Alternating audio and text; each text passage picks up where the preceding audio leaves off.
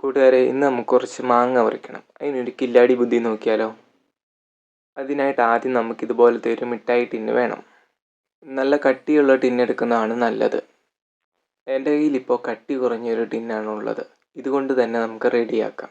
ഇനി ഒരു ബ്ലേഡ് ഉപയോഗിച്ച് ഈ ടിന്നിൻ്റെ മുൻഭാഗം ഒരു ഇലയുടെ ഷേപ്പിൽ വെട്ടിയെടുക്കണം. ഇതുപോലെ ഒരു സൈഡ് നന്നായി കൂർപ്പിച്ച് വെക്കാൻ ശ്രദ്ധിക്കണം. എന്നാലേ മാങ്ങയുടെ ഞെട്ട് അതിൽ കുടുങ്ങൂ.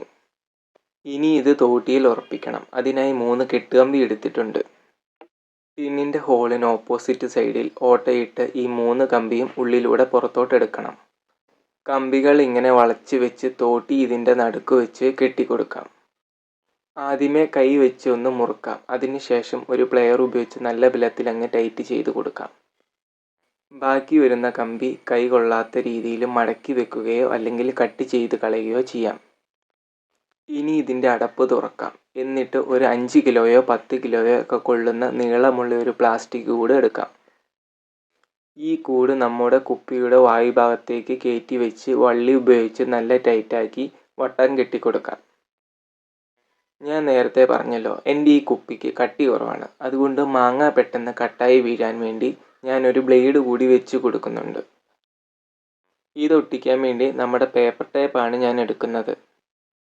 ഇനി കൂർമുനയുള്ള അവിടെ ബ്ലേഡ് വിലങ്ങനെ വെച്ച് 2-3 ലെയർ ടേപ്പ് ഇട്ട് അങ്ങ് ഒട്ടിച്ചു കൊടുക്കാം.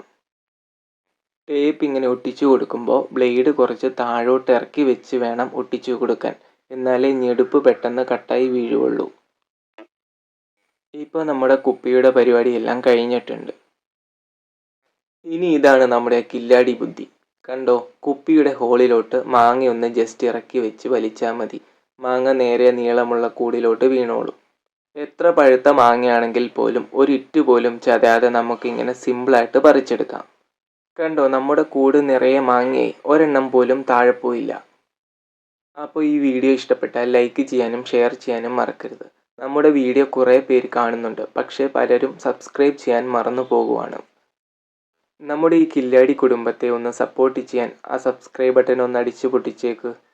നിങ്ങളുടെ ആ ഒരു സപ്പോർട്ടാണ് എനിക്ക് ഇതുപോലത്തെ വെറൈറ്റി ഐഡിയകൾ ഇനിയും കൊണ്ടുവരാനുള്ള പവർ. എന്ന് നിങ്ങളുടെ സ്വന്തം കോട്ടയം കില്ലാടി. അപ്പോൾ ശരി, പോയേക്കാം.